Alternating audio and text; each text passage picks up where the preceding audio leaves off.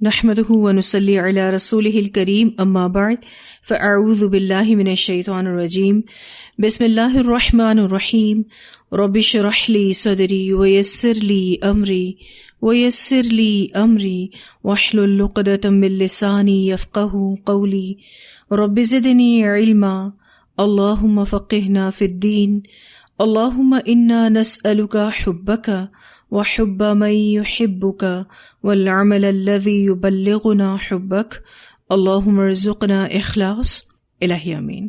Lesson number 205 سورہ عنکبوت آیت number 41 to 44، 41 سے لے کر 44 تک انشاءاللہ۔ اللہ سبحانہ تعالیٰ فرماتے ہیں مثل الذین، مثال ان لوگوں کی جنہوں نے اتخذوا بنا لیے من دون اللہ، اللہ کے سوا، اولیاء سرپرست، کمثل العنکبوت، مانند مثال ایک مکڑی کے ہے۔ اس آیت میں اللہ نے شرک کی قباحت کو ایک مثال کے ذریعے واضح کیا ہے۔ اللہ تعالیٰ فرماتے ہیں مثال ان لوگوں کی جنہوں نے بنا لیے اللہ کے سوا سرپرست، مانند مثال ایک مکڑی کے ہے۔ یہاں العنکبوت یعنی مکڑی سے مراد مشرک ہے۔ اللہ تعالیٰ مثال بیان کرتے ہیں یعنی معقول کو محسوس کے ذریعے سے واضح کرتے ہیں، اس کو بیان کرتے ہیں، یعنی جو چیز آپ کو نظر آ رہی ہے اس کے ذریعے اللہ تعالیٰ اس چیز کو سمجھاتے ہیں جو نظر نہیں آتی۔ ٹھیک ہے، تو اللہ تعالیٰ مثال بیان کریں، اور یہاں پر اللہ نے شرک کی مثال بیان کی۔ اتخذت بیتن، جس نے بنا لیا ایک گھر، مراد شرک کو گھڑا، یعنی مشرک نے شرک کو گھڑا۔ اور یہاں پر مکڑی کے گھر کی مثال ان مشرکوں کے معبودان اور سرپرستوں جیسی ہے، یعنی ان معبودان باطلہ کے ہاتھ میں کچھ بھی نہیں۔ اللہ تعالیٰ فرماتے ہیں وَإِنَّ، اور بے شک، اوہن البیوتی، سب سے کمزور گھروں میں، لبیت العنکبوت، البتہ گھر ہے مکڑی کا۔ مشرک یہ سمجھتا ہے کہ یہ معبودان باطل ان کو آخرت میں جہنم سے بچا لیں گے اور ان کے دنیا کے بھی کام بنا دیں گے، تو اللہ تعالیٰ فرماتے ہیں کہ بے شک سب سے کمزور گھروں میں البتہ گھر ہے مکڑی کا، یعنی مکڑی کے گھر کی مثال جیسے میں نے آپ کو بتایا کہ ان مشرکوں کے معبودان اور سرپرستوں جیسی ہے۔ اللہ تعالیٰ کیا بتانا چاہتے ہیں کہ ان معبودان باطلہ کے ہاتھ میں کچھ بھی نہیں۔ یہاں جو اوہنا کا لفظ آیا ہے یہ مبالغے کا صیغہ ہے، اسم تفضیل ہے، یعنی کمزور ترین۔ وہن کا لفظ آپ اس سے پہلے بھی پڑھ چکے ہیں جب ہم نے حضرت زکریا علیہ السلام کا تذکرہ پڑھا تھا۔ وہن کہتے ہیں جسمانی کمزوری کو، اور ہڈیوں کا کمزور ہونا، اس کو بھی وہن کہا جاتا ہے۔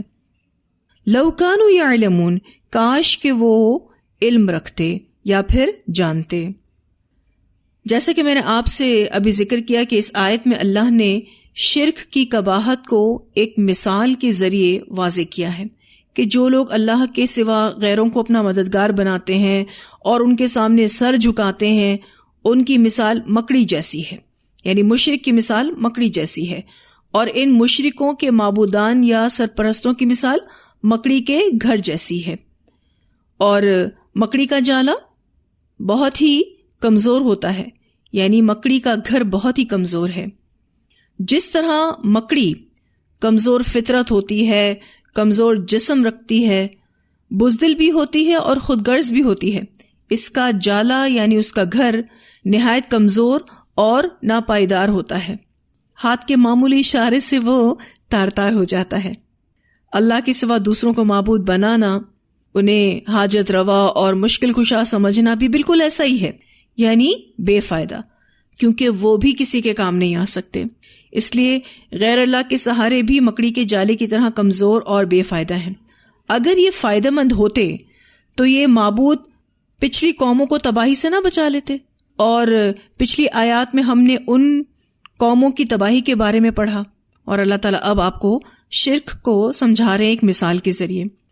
مکڑی کی صفات میں نے آپ کے سامنے ابھی ذکر کی۔ مکڑی کے شکار کرنے کے انداز سے اس کی ان صفات کا اندازہ ہوتا ہے۔ آپ کو بڑی حیرت ہوگی یہ سن کر کہ مکڑی کے شکار کرنے کا انداز بڑا ہی مختلف ہے۔ وہ جال پھیلا کر کنارے پر بیٹھ جاتی ہے۔ بس یہی اس کی محنت ہے، اس سے زیادہ وہ محنت نہیں کرتی. باقی شکار کو اسے اپنے جال میں پھنسانا ہوتا ہے.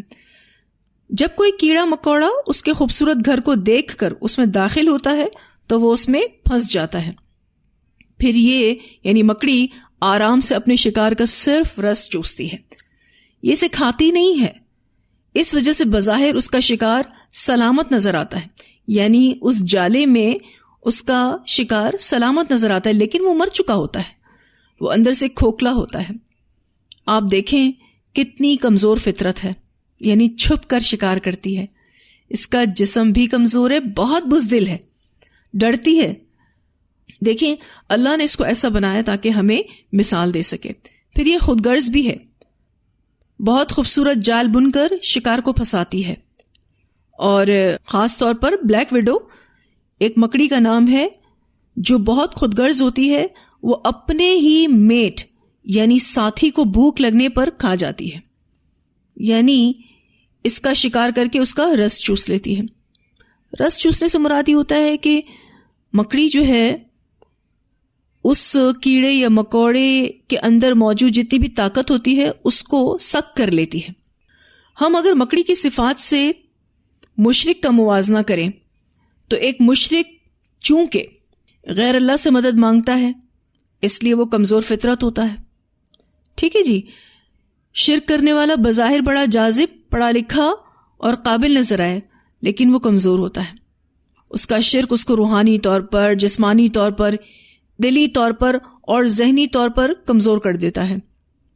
اور اللہ کی عبادت کرنا، توحید پہ رہنا انسان کو روحانی طور پر، جسمانی طور پر، ایون قلبی اور ذہنی طور پر مضبوط بناتا ہے. پھر یہ کہ مشرک بزدل بھی ہوتا ہے، یعنی مکڑی کی طرح یہ مشرک بھی بزدل ہوتا ہے. کیسے؟ غیر اللہ پر بھروسہ کرنے کی وجہ سے اس میں بزدلی آ جاتی ہے. اب آپ کسی مشرک کو کہیں کہ ساری منتیں جو اس نے مانی ہیں جو شرک پر مبنی ہیں چھوڑ دے، تو وہ ڈرنے لگتا ہے کہ مجھے کوئی مصیبت آ جائے گی. پھر یہ کہ بزدلی کے ساتھ ساتھ اس میں مایوسی بھی آنے لگتی ہے اور احساس کمتری کا شکار ہوتا ہے. پھر یہ مکڑی کی طرح خود غرض بھی ہوتا ہے، یعنی یہ مشرک خود غرض بھی ہوتا ہے، کیونکہ جو اللہ کے سوا دوسروں کو پکارے، اپنے مفادات کی خاطر اللہ سے بے وفائی کرے، وہ خود غرض ہے. ایسا شخص خواہش نفس میں اندھا ہوتا ہے. تو یہ جو موازنہ ہم نے کیا اس سے آپ کو مشرک کا پتہ چلتا ہے کہ جیسے یہ مکڑی صفات رکھتی ہے ویسے ہی یہ مشرک بھی صفات رکھتا ہے. اب اگر ہم مکڑی کے جالے سے غیر اللہ کا موازنہ کر لیں، دیکھیں مکڑی کا جالا اس قدر کمزور ہوتا ہے کہ ہاتھ لگنے سے تار تار ہو جاتا ہے اور گر پڑتا ہے. بالکل اسی طرح سے غیر اللہ کے سہارے بھی کمزور ہیں. جالے کو ہم ہاتھ سے ہٹا سکتے ہیں اور اس کا ایکسپیرئنس آپ سب نے کیا ہوگا، اور اگر اسے احتیاط سے نہ ہٹائیں تو یہ ہاتھ پر چپک جاتا ہے. اسی طرح اگر غیر اللہ کے چکر میں کوئی پڑ جائے تو خود کو چھڑانا مشکل ہو جاتا ہے. یہ شرک ایسی چیز ہے کہ انسان سے چپک جائے تو بچنا مشکل ہوتا ہے. دراصل مکڑی کا جالا ویسے تو بہت ہی کمزور ہے اور اس بات کی گواہی قرآن بھی دے رہا ہے، لیکن احتیاط نہ کی جائے تو چپک جاتا ہے. اور میرے خیال میں آپ سب یہ بات جانتے ہوں گے کہ اسی جالے سے بلٹ پروف جیکٹس بنائی جاتی ہیں. بظاہر کمزور نظر آنے والا جالا جب استعمال میں لایا جاتا ہے تو نفیس ترین بلٹ پروف جیکٹ اس سے بنائی جاتی ہے. اور بلٹ پروف جیکٹ کا کام کیا ہے کہ جب اسے پہنا جائے تو بلٹ یعنی گولی جسم کے پار نہیں ہوتی. دنیا کی جو نفیس ترین بلٹ پروف جیکٹ ہے نا، وہ اسپائڈر ویب سے بنتی ہے، اور اس کو بنانے میں کافی مقدار میں جالے درکار ہوتے ہیں جو جنگلوں سے اکٹھے کیے جاتے ہیں، کیونکہ جنگلوں میں مکڑیاں بہت ہوتی ہیں اور وہاں یہ اتنے جالے بناتی ہے، ظاہر اس کو شکار کرنا ہوتا ہے، اتنے جالے بناتی ہے، تو پھر وہیں سے ہی یہ جالے اکٹھے کیے جاتے ہیں اور پھر یہ جیکٹس بنائی جاتی ہیں. اس سے معلوم ہوتا ہے کہ جو جتنا زیادہ شرک میں گھرتا چلا جاتا ہے اس کے اندر توحید کا جانا مشکل ہوتا جاتا ہے. اللہ تعالیٰ فرماتے ہیں لَوْ كَانُوا يَعْلَمُونَ، کاش کہ وہ علم رکھتے ہوتے. مشرک کو علم ہی نہیں کہ وہ کمزور سہاروں کے ساتھ زندگی جی رہا ہے. یہ سہارے اسے کچھ فائدہ نہیں دیں گے. کتنی بہترین مثال سے شرک کی قباحت کو واضح کیا گیا ہے. خلاصہ کیا ہے؟ خلاصہ یہ ہے کہ مشرکین کی مثال تو اس شخص جیسی ہے جو مکڑی کے گھر سے وابستہ ہو جائے اور مکڑی کا گھر اس کے کچھ کام نہ آ سکے گا. یعنی ان معبودان باطلہ کے ہاتھ میں کچھ بھی نہیں، ان کے پاس کوئی پاورز نہیں ہے. اگر انہیں اپنے اس حال کا علم ہو جائے تو یہ اللہ کے سوا کسی کو دوست نہ بنائیں، یعنی یہ توحید پر آ جائیں. ان مشرکوں کے برعکس اگر آپ ایک موحد کو دیکھیں، ایک مومن کو دیکھیں، تو اس کا دل اللہ سے کنیکٹڈ ہوتا ہے.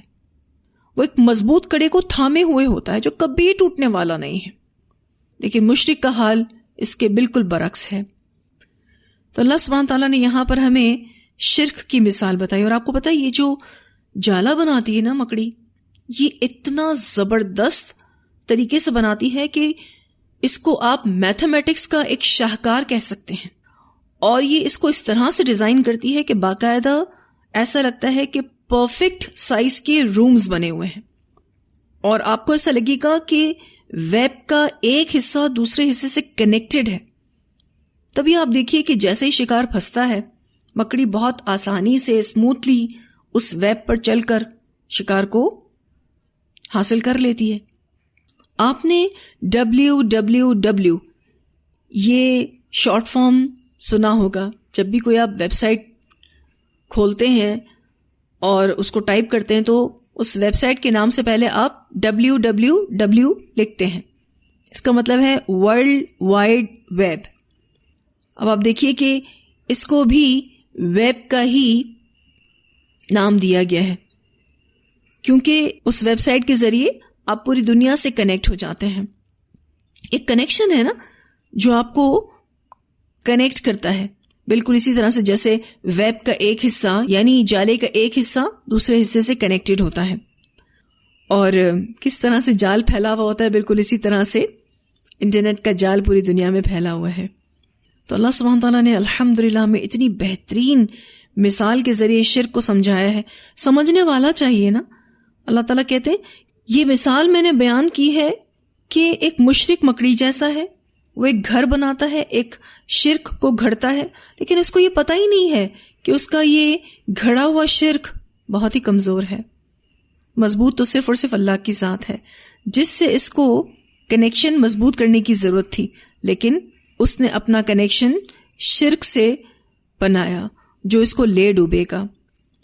پھر اللہ سبحانہ تعالیٰ فرماتے ہیں ان اللہ، بے شک اللہ تعالیٰ، یعلم جانتا ہے، ما یدعون اس کو جسے وہ پکارتے ہیں، من دونہ اس کے سوا، من شیء کوئی بھی چیز، وہو العزیز الحکیم اور وہ بہت زبردست ہے، خوب حکمت والا ہے.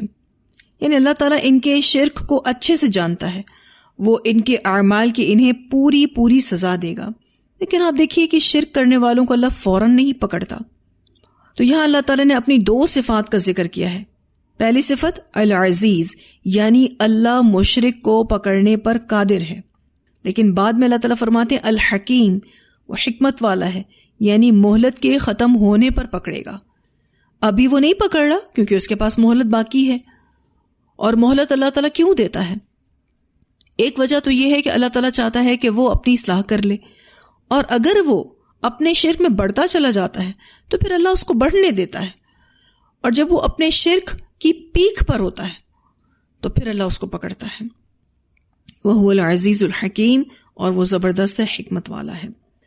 وَتِلْكَ الْأَمْثَالُ اور یہ مثالیں نَضْرِبُهَا ہم بیان کرتے ہیں ان کو لِلنَّاسِ لوگوں کے لیے.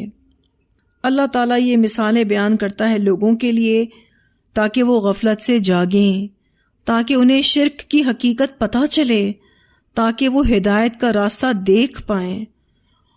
اللہ تعالیٰ لوگوں کو غفلت سے جگانے کے لیے، شرک کی حقیقت کو بتانے کے لیے اور ہدایت کا راستہ دکھانے کے لیے انہیں مثالیں بیان کرتے ہیں.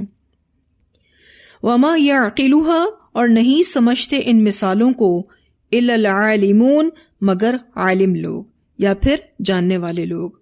یعنی ان مثالوں کو صرف وہی لوگ سمجھتے ہیں جو ان پر غور و فکر کرتے ہیں، جن کو علم میں کمال حاصل ہے۔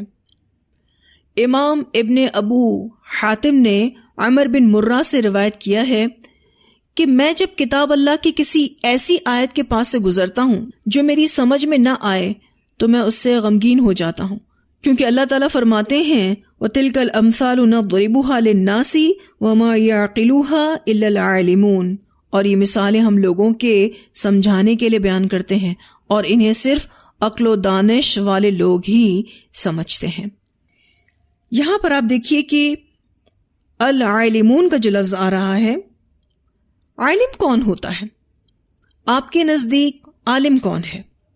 ہم عالم اس کو کہتے ہیں جو درس نظامی کو حاصل کیے ہوئے ہو، اس کے پاس سند ہو، ٹھیک ہے، یہ بھی معیار ہے کہ اس کے پاس علم ہونا چاہیے، ایک عالم کے پاس علم ہونا چاہیے، لیکن عالم وہ ہے جو غور و فکر کرے، اپنے علم کے مطابق عمل کرے، یعنی بعمل ہو، اللہ کی اطاعت کرے اور ناراضگی والے کاموں سے بچے، پھر اسی طرح سے جو با مقصد زندگی گزارے، متقی ہو، خاشع ہو، خیر خواہ ہو، لوگوں کے لیے فائدہ مند ہو، اور خود کو طالب علم کہے۔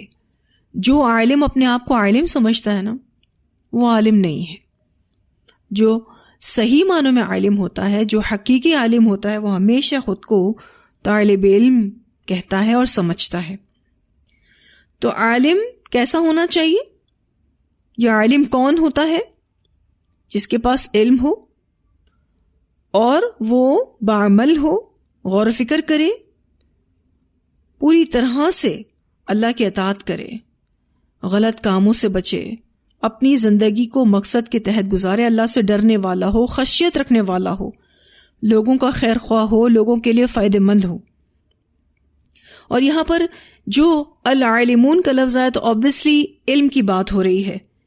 اس علم سے مراد اللہ کا، اس کی شریعت کا اور ان آیات اور دلائل کا علم ہے جن پر غور کرنے سے انسان کو معرفت الہی نصیب ہوتی ہے اور ہدایت کا راستہ ملتا ہے۔ ٹھیک ہے جی، تو ایسا علم جس کے پاس ہے وہ عالم ہے، یعنی جس کے پاس اللہ کا علم ہو، یعنی علم الہی ہو، پھر اس کے پاس شریعت کا علم ہو، وہ اپنی شریعت کو سمجھتا ہو، پھر اللہ کی آیات اور دلائل کا علم ہو اور وہ ان پر غور و فکر بھی کرتا ہو، تبھی اس کو معرفت الہی نصیب ہوگی اور اسے ہدایت ملے گی۔ پھر اللہ سبحانہ تعالیٰ فرماتے ہیں خلق اللہ السماوات والارض، پیدا کیا اللہ نے آسمانوں کو اور زمین کو، بالحق کی حق کے ساتھ، یعنی جیسا پیدا کرنا چاہیے تھا ویسا ہی پیدا کیا۔ یہ سب یعنی آسمان اور زمین ٹھوس حقیقت ہیں، خواب نہیں ہیں۔ اور بالحقی کا دوسرا معنی کہ اللہ نے ان کو بامقصد بنایا ہے، یعنی یہ بے فائدہ نہیں ہے، بے مقصد نہیں ہے۔ ان فی ذالک یقیناً اس میں لآیۃ للمؤمنین، البتہ ایک نشانی ہے ایمان لانے والوں کے لیے۔ کیا نشانی ہے؟ کہ جب اللہ نے آسمان اور زمین کو بے مقصد نہیں بنایا تو انسان کو بے مقصد کیسے بنا سکتا ہے؟ اور انسان کی زندگی کا مقصد کیا ہے؟ اللہ کی عبادت کر کے اس کو راضی کرنا۔ پھر یہاں پر ایک اور نشانی کہ اللہ کی کائنات پر غور کرنے سے اللہ کے وجود کی دلیل ملتی ہے، یعنی جب آپ کائنات پر غور و فکر کرتے ہیں، آسمانوں پر غور کرتے ہیں، زمین پر غور کرتے ہیں، تو آپ کو یہ احساس اللہ تعالیٰ دلاتے ہیں کہ اللہ ہے، ان تمام چیزوں کا پیدا کرنے والا ہے۔ پھر یہ کہ یہ اس کی قدرت اور علم و حکمت کی نشانی ہے۔ پھر اسی دلیل سے وہ اس نتیجے پر پہنچتے ہیں کہ کائنات میں اس کے سوا کوئی معبود نہیں، کوئی حاجت روا نہیں ہے، کوئی اور مشکل کشا نہیں ہے، اللہ ہی حاجت روا ہے، اللہ ہی مشکل کشا ہے۔ یعنی کتنی بہترین اینڈنگ کی گئی ہے اس پارے کی۔ ان فی ذالک لآیۃ للمؤمنین، یقیناً اس میں البتہ ایک نشانی ہے ایمان لانے والوں کے لیے۔ پیچھے شرک کی بات ہوئی نا، تو یہاں پر اللہ تعالیٰ نے توحید کی نشانی بیان کی ہے. یہاں الحمدللہ ہمارا پارہ بھی مکمل ہوا اور لیسن بھی مکمل ہوا. اتنی آیات کی تلاوت سنتے ہیں. مثل الذين اتخذوا من دون الله أولياء كمثل العنكبوت اتخذت بيتا وإن أوهن البيوت لبيت العنكبوت لو كانوا يعلمون إن الله يعلم ما يدعون من دونه من شيء وهو العزيز الحكيم وتلك الأمثال نضربها للناس وما يعقلها إلا العالمون خلق الله السماوات والأرض بالحق إن في ذلك لآية للمؤمنين. بہت اہم آیات کے ساتھ یہ لیسن اور یہ پارہ مکمل ہوا ہے. اور مجھے نہیں معلوم کہ آپ شرک سے بچنے کی کتنی دعا کرتے ہیں، کتنی کوشش کرتے ہیں. اور جہاں تک بات ہے شرک سے بچنے کی دعا کرنے کی، تو اپنے لیے بھی یہ دعا کرنا، ایون اپنی نسلوں کے لیے بھی اس چیز کی دعا کرنا کہ اللہ ہماری نسلوں میں شرک کا شائبہ تک نہ لائے، اللہ ہماری نسلوں کو توحید پر رکھے. کیونکہ آپ دیکھیے توحید اتنی بڑی دولت ہے، اتنی بڑی نعمت ہے کہ میں اور آپ جتنا شکر ادا کریں اللہ رب العزت کا اس بات کے لیے کہ اللہ نے ہمیں الحمدللہ توحید کو سمجھا دیا ہے، شرک کو واضح کیا ہے، ہم اس کا شکر ادا نہیں کر سکتے. جتنا بھی شکر ادا کریں کم ہے. تو اس کے لیے پوری تحری کے ساتھ کوشش کرنی ہے. ہم شرک صرف اور صرف اس چیز کو سمجھتے ہیں کہ مزاروں پر چلے جانا، یا پھر جو کافر ہیں وہ شرک کرتے ہیں، جو مندروں میں جاتے ہیں، جو گرجوں میں جاتے ہیں، یا جو نان مسلمز ہیں، ہم کہتے ہیں اچھا یہ شرک کر رہے ہیں. آپ کو اندازہ نہیں ہے کہ مسلمان کیسے کیسے شرکوں میں پڑا ہوا ہے. اور یہ بات ہم سورہ فرقان میں بہت اچھے سے پڑھ کر آئے ہیں کہ سب سے برا الہ جسے انسان پوجتا ہے اس کا اپنا نفس ہے. ہم نفس کی پوجا کو تو شرک سمجھتے ہی نہیں. جہاں جہاں میں اور آپ اپنی مرضیاں چلاتے ہیں نا اللہ کی مرضی کو چھوڑ کر، یہ بھی شرک ہے. اللہ تعالیٰ ہمیں بہترین عمل کرنے کی توفیق عطا فرمائے. بہت ضروری ہے کہ ہم خود کو سیدھے راستے پر رکھیں، توحید پر رکھیں، اور ساری وابستگیاں ہماری اللہ سے ہوں. ہم اپنی ساری حاجتوں کو صرف اور صرف اللہ کے سامنے رکھنے والے ہوں. ہم بسا اوقات کچھ ایسے اعمال کر جاتے ہیں یا کچھ ایسی باتیں کہہ جاتے ہیں جو شرک کے زمرے میں آتی ہیں. مثلاً ہم اپنی پرابلمس کو صرف اور صرف لوگوں سے ڈسکس کرتے ہیں. یعنی ہم اللہ تعالیٰ سے تو ڈسکس کرتے ہی نہیں اور لوگوں سے ڈسکس کرتے ہیں، اور پھر اس کے بعد پریشان ہو رہے ہوتے ہیں کہ ہماری پرابلم سالو کیوں نہیں ہو رہی. سب سے پہلے اللہ سے شیئر کریں، سب سے پہلے اللہ سے ڈسکس کریں. پھر اس کے بعد اللہ تعالیٰ نے انسانوں کو اسباب کے طور پر ہمیں دیا ہے. اللہ مسبب الاسباب ہے نا، اسباب کو پیدا کرنے والا ہے. اس نے ہمیں انسان دیے ہیں کہ ہم انسانوں سے مشورہ کریں، لیکن سب سے پہلے اللہ ہونا چاہیے. پھر اللہ سے ڈسکس کر کے آپ لوگوں کو ایز سبب کنسیڈر کرتے ہوئے مشورہ کریں، ڈسکشن کریں. دیکھیں اللہ تعالیٰ آپ کو بھرپور طریقے سے رہنمائی دے گا. لیکن جب ہم اپنے پرابلمز میں صرف اور صرف لوگوں کے سہارے کو ڈھونڈتے ہیں نا، وہاں ہم پریشان ہو جاتے ہیں. اور پھر آپ دیکھیے کہ بعض دفعہ ہم اس طرح کی بات بھی کہہ جاتے ہیں کہ اللہ تعالیٰ میرا سہارا ہے آسمان پر اور دنیا میں فلاں میرا سہارا ہے. ٹھیک ہے، اس بات کو پازیٹیولی اگر لیا جائے تو کہیں حد تک یہ ٹھیک بھی ہے کہ اللہ تعالیٰ ہی نے سبب بنایا اس شخص کو، لیکن پھر بھی اس طرح کی بات کہنے سے بھی خود کو بچانا چاہیے. یعنی آپ خود کو ایسی باتوں سے، ایسے جملوں سے بھی بچائیں کہ جس سے شرک کا شائبہ ہوتا ہو. یعنی وہ شرک ہے نہیں لیکن کوئی اس کو شرک سمجھ سکتا ہو. ٹھیک ہے، آپ یوں کہہ سکتے ہیں کہ اللہ تعالیٰ ہی ہمارا واحد سہارا ہے، لیکن اللہ تعالیٰ نے فلاں کو میرا سپورٹیو بنایا ہے، میرا سہارا بنایا ہے، کیونکہ اللہ ہی مسبب الاسباب ہے، اللہ ہی سہاروں کو عطا کرنے والا ہے، اللہ ہی مشکل کشا ہے، اللہ ہی حاجت روا ہے. اس طرح کی بات کرنے سے انشاءاللہ تعالی ہم اپنے آپ کو بھی ریمائنڈر دے رہے ہوتے ہیں اور ہماری باتوں سے لوگوں کو بھی ایک میسج پہنچ رہا ہوتا ہے توحید کا. ایک تو توحید پر جمنا بہت مشکل کام ہے، اور ڈیفیکلٹیز میں یعنی مشکل حالات میں جمنا زیادہ بڑی پرابلم ہے. آپ کو پتہ ہے یہ بات؟ ابھی میری کسی سے بات ہو رہی تھی تو ان کو اولاد نہیں ہو رہی، یعنی اللہ تعالیٰ کی طرف سے ایک تاخیر ہے، باقی کوئی ایسا ایشو دنیاوی اعتبار سے محسوس نہیں ہوتا، اللہ کی طرف سے تاخیر ہے. تو انہوں نے مجھے بہت اچھی بات کہی کہ میں اللہ کے ساتھ کسی کو شریک نہیں ٹھہراتی، میں اولاد صرف اور صرف اللہ سے مانگتی ہوں.